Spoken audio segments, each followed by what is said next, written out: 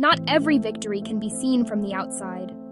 Some of the most profound battles are fought and won in the quiet corridors of our own minds, far from the public eye. They don't come with trophies or applause, but they are the very bedrock of our growth. There are victories no one else witnesses. Think of the moment you chose to listen fully, instead of just waiting for your turn to speak.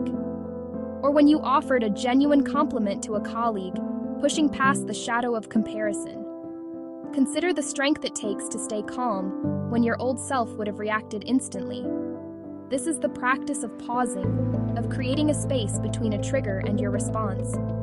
It's a silent revolution, or the simple, profound act of remaining kind when you are bone-tired and stretched thin. Choosing empathy over irritation when interacting with a loved one after a long day is a quiet act of love.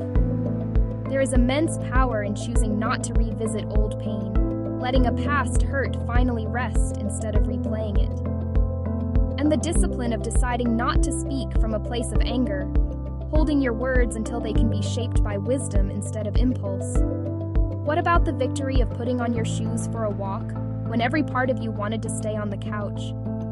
Or choosing a nourishing meal over a convenient one? These are commitments you make to your future self. These moments may look small externally, but inwardly, they are major shifts.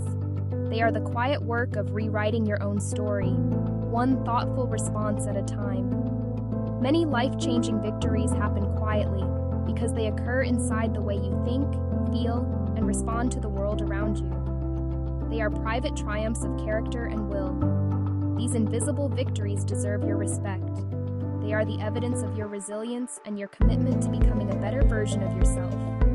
Acknowledge them. Honor them. So take a moment. Recognize one quiet victory you achieved recently. Inspire yourself. Follow for daily motivation.